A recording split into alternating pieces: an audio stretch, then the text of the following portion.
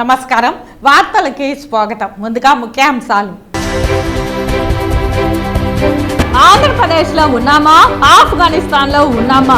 సార్వత్రిక ఎన్నికల్లో అరాచకాలకు పాల్పడిన వైసీపీ ఆ నెపాన్ని ప్రతిపక్షాలపై నెడుతోంది. కూటమి అధికారంలోకి వచ్చిందే అవినీతి, అక్రమాలు, దౌర్జన్యాలకు పాల్పడిన వైసీపీ ఎమ్మెల్యేలు ఖచ్చితంగా జైలుకు వెళతారు పేర్కొన్న బీజేపీ రాష్ట్ర అధికార ప్రతినిధి భానుప్రకాష్ రెడ్డి. 10వ తరగతి ఇంటర్ సప్లిమెంటరీ పరీక్షలను సమన్వయంతో నిర్వహించాలి. ఆర్టీసీ, వైద్య శాఖ వారు వసతులు కల్పించాలి. పోలీస్ శాఖ వివిధ ప్రాంతాలలో నిర్వహించే పరీక్షలకు సరైన ఏర్పాట్లు చేయాలి పేర్కొన్న చిత్తూరు జిల్లా రెవెన్యూ అధికారి వి పుల్లయ్య. అత్యంత ప్రధానమైన ఘట్టం అమ్మవారి విశ్వరూప దర్శనంతో ముగిసిన తిరుపతి శ్రీ తాతయ్యగుట్ట గంగమ్మ జాతర. విశ్వరూప దర్శనంలో పాల్గొన్న వేలాది మంది భక్తులు. ఇక వార్తల్లోని వివరాలు. వడమాలపేట మండలం శ్రీ బొమ్మరాజపురం గ్రామ పంచాయతీకి చెందిన ఆర్ఎంపీ డాక్టర్ బాబు ముగ్గురు కుమార్తెలు ప్రమాదవశాత్తు చెరువులో పడి మృతి చెందిన కుటుంబ సభ్యులను నగర నియోజకవర్గ టీడీపీ ఎమ్మెల్యే అభ్యర్థి గాలి భానుప్రకాష్ పరామర్శించి అండగా ఉంటానని భరోసా కల్పించారు. వడమాలపేట మండలం శ్రీ బొమ్మరాజపురం గ్రామ పంచాయతీకి చెందిన ఆర్ఎంపీ డాక్టర్ బాబు ముగ్గురు కుమార్తెలు ప్రమాదవశాత్తు చెరువులో పడి మృతి చెందారు. ఈరోజు కుటుంబ సభ్యులను పరామర్శించి అండగా ఉంటానని నగర నియోజకవర్గ టీడీపీ, జనసేన, బీజేపీ ఉమ్మడి ఎమ్మెల్యే అభ్యర్థి గాలి భానుప్రకాష్ భరోసా కల్పించారు. 8 రోజుల పాటు అత్యంత వైభవంగా జరిగిన తిరుపతి తాతయ్యగుంట గంగమ్మ జాతర బుధవారం చివరి రోజున అత్యంత ప్రధానమైన ఘట్టం విశ్వరూప దర్శనంతో ముగిసింది. బుధవారం చివరి రోజున అత్యంత ప్రధానమైన ఘట్టం విశ్వరూప దర్శనం కల్పించారు. జాతర మొదలైన రోజు నుంచి దీనికోసమే భక్తులు 1000 కళ్లతో ఎదురు చూశారు. బుధవారం తెల్లవారుజామున 4 గంటలకు జరిగే ఈ విశ్వరూప దర్శనం కోసం వేలాది మంది భక్తులు మంగళవారం రాత్రి నుంచే పడిగాపులు కాశారు. పేరంటాల వేషంలో ఉన్న కైకాల కులస్తులు ఆలయానికి చేరుకుని నీలం రంగు ద్రవంతో బంకమట్టిని కలిపి అమ్మవారి భీకరమైన విశ్వరూపాన్ని తయారు చేశారు. భక్తులంతా అమ్మవారి విశ్వరూపాన్ని దర్శించుకున్నాక ఆ విగ్రహం నుంచి మట్టిని తీసి భక్తులకు ప్రసాదంగా అందజేశారు. 8 రోజుల పాటు ఘనంగా జరిగిన జాతర ఈ ఘట్టంతో ముగిసింది. గంగమ్మ తల్లి తిరుమల వెంకటేశ్వరుడికి చెల్లెలని ప్రతీతి. అందుకే ఏటా జాతర సమయంలో టీటీడీ నుంచి గంగమ్మకు సారే అందుతుంది. జాతర 4వ రోజున శ్రీవారి ప్రతినిధులుగా అధికారులు, అర్చకులు కలిసి పసుపు కుంకుమలు, శేషవస్త్రాలు, గంప, చేట తదితర మంగళ ద్రవ్యాలను మేళతాళాలతో తీసుకొచ్చి పుట్టింటి సారగా అందజేస్తారు. పూర్వం తిరుమల వచ్చే భక్తులు ముందుగా గంగమ్మను పూజించిన తరువాతే స్వామివారి దర్శనానికి వెళ్లేవారట. ఈ విషయం తెలిసిన వారు ఇప్పటికీ అదే తరహాలో గంగమ్మ తల్లిని దర్శించుకున్నాకే శ్రీవారి దర్శనం చేసుకుంటారు.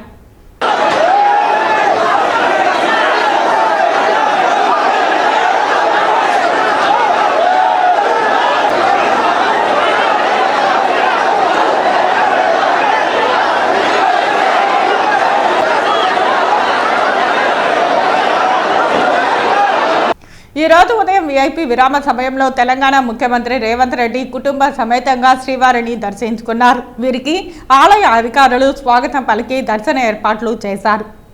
దర్శన అనంతరం రంగనాయకుల మండపంలో వేద పండితులు ఆశీర్వదించగా టీటీడీ అధికారులు తీర్థ ప్రసాదాలు అందించారు.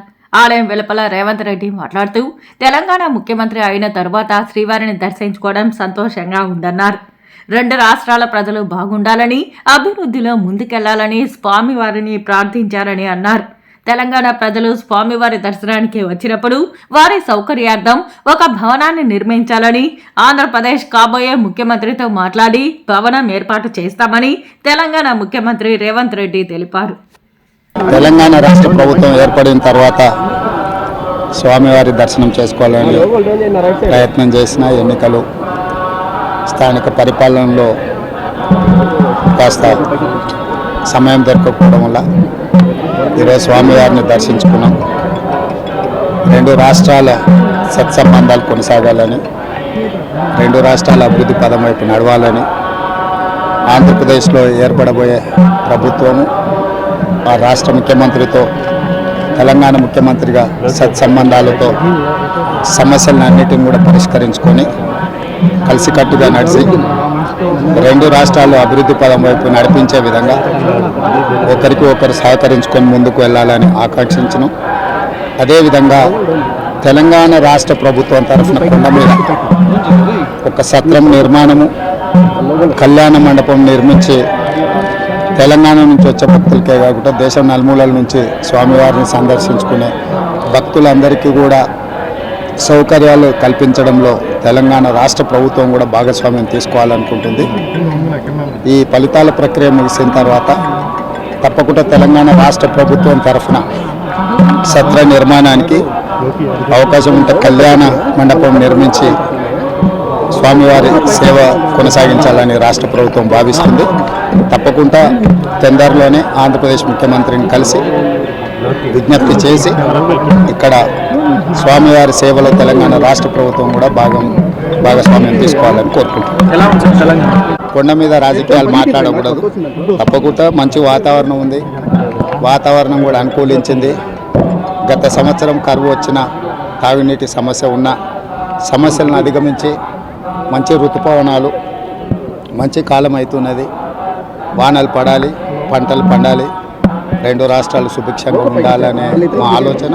ప్రకృతి కూడా సహకరిస్తుంది. తప్పకుండా పాలకుల మనసులో ఎలాంటి స్వామివారు ఒక ఆలోచన కలిగించి తప్పకుండా ఆ ప్రాంత రైతులకు సహాయం చేసే విధంగా వానలు పడి పంటలు పండుతాయి. మా ప్రభుత్వ కార్యాచరణ కూడా ప్రధానంగా రైతాంగాన్ని ఆదుకొని దేశం యొక్క సంపదను పెంచాలనేది మా ఆలోచన. ఆ విధంగా ముందుకు సాగాలని మా ప్రభుత్వం భావిస్తుంది. ఈ నెల 24 నుంచి జిల్లా వ్యాప్తంగా ఇంటర్మీడియట్ 10వ తరగతి సప్లిమెంటరీ పరీక్షలకు సంబంధించి సంబంధిత అధికారులందరూ సమన్వయంతో కలిసి ఎటువంటి ఇబ్బందులు లేకుండా సజావుగా నిర్వహించాలని జిల్లా రెవెన్యూ అధికారి బి పుల్లయ్య అన్నారు. బుధవారం ఉదయం పరీక్షల నిర్వహణకు సంబంధించి వివిధ శాఖల అధికారులతో సమన్వయ సమావేశం డిఆర్ఓ ఛాంబర్లో నిర్వహించారు. బుధవారం ఉదయం పరీక్షల నిర్వహణకు సంబంధించి వివిధ శాఖల అధికారులతో సమన్వయ సమావేశం డిఆర్ఓ ఛాంబర్లో నిర్వహించారు. ఈ సందర్భంగా డిఆర్ఓ మాట్లాడుతూ జిల్లా కలెక్టర్ ఆదేశాల మేరకు సమావేశం నిర్వహించడం జరుగుతోందని అన్నారు. ఇంటర్మీడియట్కు సంబంధించి ఉదయం 9 గంటల నుంచి 12 గంటల వరకు, తిరిగి మధ్యాహ్నం 2 గంటల 30 నిమిషాల నుంచి 5 గంటల 30 నిమిషాల వరకు పరీక్షలు నిర్వహించడం జరుగుతుందని, అదేవిధంగా 10వ తరగతి సప్లిమెంటరీ ఉదయం 9 గంటల 30 నిమిషాల నుంచి 12 గంటల 30 నిమిషాల వరకు నిర్వహించడం జరుగుతుందని అన్నారు. ఇంటర్మీడియట్కు సంబంధించి 31 కేంద్రాలలో పరీక్షలు నిర్వహించబడతాయని, మొదటి సంవత్సరానికి సంబంధించి 7,442 మంది, రెండవ సంవత్సరానికి సంబంధించి 2,577 మంది, మొత్తం 10,019 మంది పరీక్ష రాయనున్నారని తెలిపారు. జూన్ 1వ తేదీ వరకు పరీక్షలు నిర్వహించబడతాయని అన్నారు. అదేవిధంగా 10వ తరగతికి సంబంధించి 15 కేంద్రాలలో మొత్తం 2,059 మంది విద్యార్థులు పరీక్ష రాయనున్నారని, ఇందులో బాలురు 1,302 మంది, బాలికలు 757 మంది పరీక్ష వ్రాస్తారని తెలిపారు. పరీక్ష నిర్వహణకు రెవెన్యూ యంత్రాంగం 144 సెక్షన్ పరీక్షా కేంద్రాల వద్ద విధించడంతో పాటు ఆ ప్రాంతాలలో జిరాక్స్ కేంద్రాలు మూత వేయించేలా చర్యలు తీసుకోవాలని అన్నారు.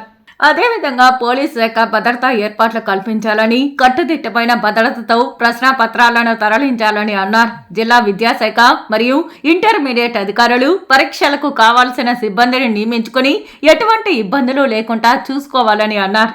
గ్రామీణ ప్రాంతాల నుంచి పరీక్షల కోసం వచ్చే విద్యార్థుల కోసం బస్సులను ఏర్పాటు చేయాలని, అవసరమైతే కొంత సమయం ముందుగానే పరీక్షా కేంద్రానికి చేరేటట్లు చూడాలని అన్నారు. ఉదయం నుంచి సాయంత్రం వరకు పరీక్షల నిర్వహణ ఉన్నందున నిరంతర విద్యుత్ సౌకర్యం ఏర్పాటు చేయాలని అన్నారు. ప్రశ్నాపత్రాలను తరలించేందుకు పోస్టల్ డిపార్ట్మెంట్ తగిన ఏర్పాటు చేయాలని అన్నారు. ఎన్నికల కోడ్ అమల్లో ఉన్నందున పోలీస్ సిబ్బంది వివిధ ప్రాంతాలలో విధులు నిర్వహిస్తుండడం జరుగుతోందని, అవసరమైనంత మేరకు పోలీస్ సేవలను ఉపయోగించుకోవాలని ఈ సందర్భంగా ఏపీ అరీపుల్లా అన్నారు. ఈ సమన్వయ సమావేశంలో డిఆర్ఓతో పాటు ఆర్ఐఓ సయ్యద్ మౌలా, జిల్లా విద్యాశాఖ అధికారి దేవరాజులు, వైద్య శాఖ నుంచి డాక్టర్ శిరీష, విద్యుత్ అధికారి కేశవులు, ఆర్టీసీ అధికారి మొగలేశ్వర్, పోస్టల్ అధికారి భాస్కర్, కలెక్టరేట్ సూపరింటెండెంట్ గుణశేఖర్ రెడ్డి తదితరులు పాల్గొన్నారు. జరిగిన సార్వత్రిక ఎన్నికల తర్వాత వైసీపీ చేసిన అరాచకాలు దాదాపు 400 వీడియోలు అంతర్జాలంలో ఉన్నాయని, వీటిని పరిశీలిస్తే మనం ఆంధ్రప్రదేశ్లో ఉన్నామా లేక ఆఫ్ఘనిస్తాన్లో ఉన్నామా అన్న సందేహం కలుగుతుందని బీజేపీ రాష్ట్ర అధికార ప్రతినిధి భానుప్రకాష్ రెడ్డి అనుమానాన్ని వ్యక్తం చేశారు. తిరుపతి ప్రెస్ క్లబ్ లో బుధవారం మీడియా ముందు భాజపా నేతలు వరప్రసాద్, పెనుబాల చంద్రశేఖర్, మల్లకుప్పం శేఖర్, నరేన్, నాదముని తదితరులతో కలిసి భాను మాట్లాడుతూ చట్టసభలు దేవాలయాలతో సమానమని అన్నారు. అలాంటిది చంద్రగిరి, తాడిపత్రి, తెనాలి తదితర ప్రాంతాలలో ఈవీఎం స్ట్రాంగ్ రూమ్ల వద్ద వైసీపీ గూండాలు అరాచకాలకు పాల్పడ్డారని అన్నారు. అన్నపూర్ణ లాంటి ఆంధ్రప్రదేశ్ ను అప్పుల ప్రదేశ్ గా మార్చారని అన్నారు. సీఎం జగన్ విదేశీ పర్యటన, ఎన్నికల కౌంటింగ్ తర్వాత ఇక పర్మనెంట్ గా జగన్ విదేశాలకు పరిమితం అవ్వచ్చని తెలిపారు. వైసీపీ ప్రధాన నేతలు ప్రతిపక్షాలకు ఛాలెంజ్లు విసురుతున్నారని విమర్శించారు. వైసీపీ పతనం రోజుల్లోనే ఉందని జోస్యం చెప్పారు. వైకాపా దుర్మార్గపు వైఖరి పట్ల కేంద్ర ఎన్నికల సంఘం సీరియస్ గా తీసుకోనున్నదని అన్నారు. ఎన్నికల ఈవీఎంలు మిత్రులారా, ప్రజాస్వామ్యంలో చట్టసభలు దేవాలయాలతో సమానం. చట్టసభలు దేవాలయాలతో సమానం. ఇలాంటి ఈవీఎంని ఎమ్మెల్యే బుద్ధి ఉందని అడుగుతున్నావు. నువ్వు ఎలాగయ్యాను ఎన్నికయ్యావు? నువ్వు 3 పర్యాయాలు ఇలాంటి రౌడీలకి గూండాలకి టికెట్ ఇస్తావా జగన్మోహన్ రెడ్డి గారు? మీరు మళ్ళా పరిచయం చేసేటప్పుడు మంచివాడని చెప్పి పరిచయం చేస్తాడు. ఇదేనా ఈవీఎంలు ధ్వంసం చేయడం? రెండో వీడియోలో ఎందుకు ఈవీఎంలు ధ్వంసం చేశామని చెప్పి ప్రశ్నించే మహిళని మేము మాటల్లో కూడా చెప్పలేము మిత్రులారా. మీరు ఆ వీడియో కానీ జాగ్రత్తగా వింటే మహిళా లోకం తల దించుకునే విధంగా మహిళల్ని దూషించారు.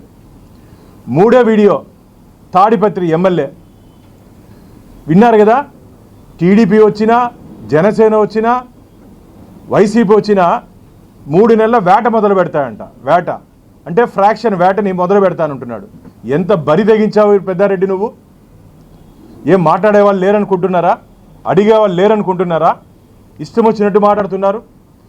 మళ్ళీ ఇంకో వీడియో తెనాల్లో క్యూ లైన్లో వచ్చి ఓటేయ్యా అని చెప్పి ఎమ్మెల్యే అభ్యర్థిని అక్కడుండి ఓటర్ ప్రశ్నించేందుకు చెంపదెబ్బ కొడతావా? ఈరోజు 175 నియోజకవర్గాల్లో మిమ్మల్ని చెంపదెబ్బ కొట్టేదానికి ప్రజలు సిద్ధంగా ఉన్నారు. 13వ తేదీ జరిగినటువంటి ఎన్నికల్లో ఆల్రెడీ కొట్టారు మిమ్మల్ని. మీకు అది ఇంకా కనపడట్లే. ఇంకా వాపు లోపలికి దాచిపెట్టుకున్నారు. వాపుని లోపలికి దాచిపెట్టుకున్నారు. ఆల్రెడీ ప్రజలు, ఆంధ్రప్రదేశ్ ప్రజలు, అధికార పార్టీ 175 అసెంబ్లీ నియోజకవర్గం నిలబడిన మీ అందరికీ చెంప చెల్లుమనే విధంగా తీర్పు ఇచ్చారు. 4వ తేదీ ఆ తీర్పు ప్రజాక్షేత్రం నుంచి బయటికి రాబోతోంది మిత్రులారా. ఇది మంచిది కాదు. అందుకే అన్న ఆఫ్ఘనిస్తాన్లో ఏ విధంగా అలజడి జరుగుతుందో, ఆఫ్ఘనిస్తాన్ ఏ విధంగా ప్రజలకు ఇబ్బంది లేకుండా ప్రజలకు ఇబ్బంది పడుతున్నారో, ఆఫ్ఘనిస్తాన్లో ఏ విధంగా ఆర్తనాదాలు ఉన్నాయో ఆంధ్రప్రదేశ్లో అదే ఆర్తనాదాలు వినపడుతున్నాయి, అదే ఆర్తనాదాలు కనపడుతున్నాయి. అందుకనే మన ఆంధ్రప్రదేశ్లో ఉన్నామా, ఆఫ్ఘనిస్తాన్లో ఉందని చెప్పి రాష్ట్ర ప్రజలు ప్రశ్నిస్తున్నారు. ఇది మంచిది కాదు. 2024లో జరిగిన ఎన్నికలు తిరుపతి జిల్లాలో అత్యంత అద్భుతంగా జరిగాయని, అధికార పార్టీకి చెందిన నాయకులు ఓటర్లను డబ్బుతో ప్రలోభపరిచారని, ఒక్కో ఓటుకు 4,000 నుంచి 5,000 రూపాయలు పంచిపెట్టారని, స్థానిక ఎస్పీ ఆఫీస్ వెనక ఉన్న పల్లె వీధిలో డబ్బులు పంచుతూ ఉంటే ఎస్పీ చీమ కుట్టినట్టు కూడా చర్యలు తీసుకోకపోవడం విడ్డూరంగా ఉందని తిరుపతి మాజీ కేంద్ర మంత్రి డాక్టర్ చింతామోహన్ అన్నారు. తిరుపతి ప్రెస్ క్లబ్లో బుధవారం సాయంత్రం జరిగిన మీడియా సమావేశంలో ఆయన మాట్లాడారు. రాష్ట్రంలో జగన్మోహన్ రెడ్డి పరిపాలన అస్తవ్యస్తంగా సాగిందని, వ్యవస్థలన్నీ నాశనం చేశారని, దీంతో ప్రజలు తీవ్ర వ్యతిరేకత చూపారని అన్నారు. ఈ ఎన్నికలలో దొంగలు చేయాల్సిన పని పోలీసులు చేయడం విస్మయం కలిగించిందన్నారు. గూడూరులోని రిజర్వ్డ్ కాన్స్టిట్యూషన్లో ఒక డీఎస్పీ 45 కోట్ల రూపాయలను యథేచ్ఛగా ఓటర్లకు పంచిపెట్టారని తీవ్ర స్థాయిలో మండిపడ్డారు. జగన్మోహన్ రెడ్డి స్విట్జర్లాండ్లో హాయిగా బోటు విహారం చేస్తున్నారని, ఆయన తిరిగి రారన్నారు. ఎందుకంటే ప్రజలు ఆంధ్రప్రదేశ్లో తీవ్ర వ్యతిరేకత కారణంగా ఓట్లు వేయలేదని అన్నారు. కేంద్రంలో మోదీకి ఈసారి 150 సీట్ల కన్నా ఎక్కువ రావని, రాబోయేది కాంగ్రెసేనని తెలిపారు. మరి రాష్ట్ర పరిస్థితి, ఆయన స్విట్జర్లాండ్లో విహారం చేస్తున్నాడు పడవలో, స్టీమర్లో. అబ్బో భలే బాగుంటుంది ఆ స్టీమరు. దాంట్లో హాయిగా ప్రయాణం చేస్తున్నాడు. రాష్ట్రాన్ని బ్రష్ బట్టి ఇచ్చేశాడు. పెన్షన్లు ఇప్పటిదాకా రాలా. ఒక డాక్టర్ దగ్గర పోయాను 11:30కి, పెద్ద డాక్టరు, మర్యాద కలిగిన డాక్టరు. నేను కష్టపడుతున్నానే, నీకేం కష్టం ఇంత పెద్ద డాక్టర్, నాకు పెన్షన్ రాలేదయ్యా అన్నాడు. ఏం పెన్షన్, నీకు నెల పింఛన్ రాలేదంటున్నాడు, బాధపడుతున్నాడు. ఏంది, వ్యవస్థలన్నీ నాశనం అయిపోయి పెన్షన్లు రావటం లేదు, ఏమీ జరగటం లేదు, వ్యవస్థలన్నీ కుళ్ళిపోయినాయి, నాశనం అయిపోయినాయి. ఆంధ్రప్రదేశ్ రాష్ట్రంలో పక్క రాష్ట్రాలు బెటరు, ఎన్నో రెట్లు మేలు. తమిళనాడులో నిన్న మొన్న చూస్తే ఎంతో బెటర్గా ఉంది. ఇక్కడ ఏముంది ఆంధ్రప్రదేశ్ రాష్ట్రంలో? నువ్వు ఆరోగ్యశ్రీ ఆడకపోతే నువ్వు డబ్బు ఇస్తే కానీ లేదంటాడు. మధ్యలోనే బెడ్లో నుంచి ఐసీయూలో నుంచి లేపేస్తున్నారు, మీకు డబ్బు రావట్లేదు వెళ్ళమంటున్నారు. ఏమైపోయింది రాష్ట్రం? పతనం ప్రారంభమైంది, మంచికి చెడ్డకి పతనం ప్రారంభమైంది. జగన్మోహన్ రెడ్డి పతనం అయిపోయింది కంప్లీట్ కథం. ఆయన మళ్ళా తిరిగి రాడు. ఏమైనా నువ్వు ఎట్ట చెప్తుంటావు, నువ్వు అడగొచ్చు. నీకేసిన పోస్టల్ బ్యాలెట్లోనే తెలిసిపోతుంది నీ కథ. 100 ఓట్లు వేస్తే 99 ఓట్లలో 99 ఓట్లు అపోజిషన్కి వేసి నీకు ఒక్క ఓటు కూడా పడలేదు అక్కడ. ఎందుకంటే ఏంది ప్రజానాడేది, నీకున్నటువంటి తీవ్ర వ్యతిరేకత. నేను వెంకటగిరిలో 6 గంటలకు పోయాను.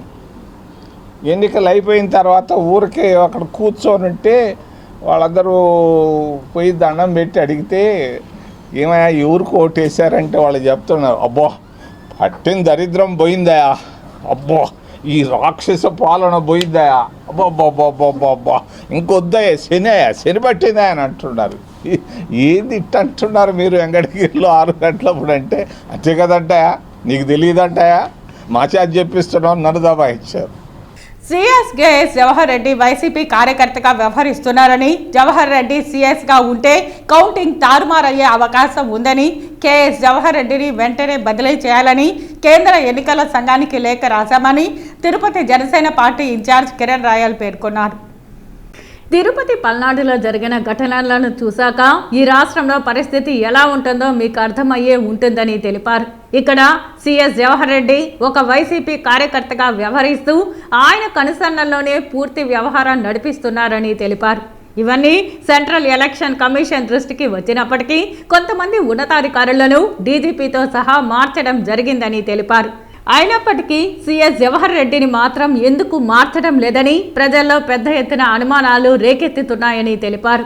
జరగబోయే ఎన్నికల కౌంటింగ్ సమయానికి ఇదే సీఎస్ ఉంటే రాష్ట్రమంతా పెద్ద ఎత్తున గొడవలు, కౌంటింగ్ లెక్కలు తారుమారయ్యే అవకాశం ఎంతైనా ఉందని, వీటన్నింటినీ దృష్టిలో ఉంచుకుని ఎలక్షన్ కమిషన్ తక్షణమే ఏపీ సీఎస్ జవహర్ రెడ్డిని బదిలీ చేయవలసిందిగా జనసేన పార్టీ తరపున కోరారు.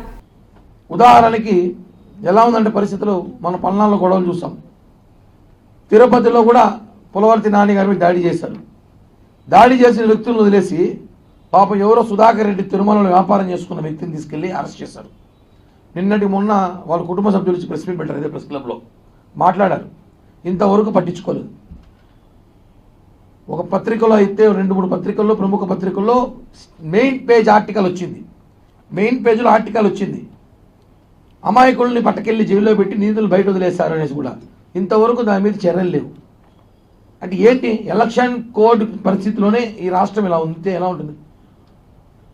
పి సుధాకర్ రెడ్డిని అరెస్ట్ చేయాల్సింది పోయి అతను బుల్లెట్ తగిలి చెన్నై హాస్పిటల్లో ఉన్నాడంటే చెప్పండి, ఎవరో ఒక అమాయకుని పట్టుకొచ్చి 10వ తేదీ జరిగిన గొడవని స్టేషన్ రమ్మని పిలిపించి వాడిని కొట్టి చిత్రహింసలు పెట్టి సుధాకర్ రెడ్డిని అతన్ని మీరు లోపల పెట్టడం కరెక్ట్ కాదు.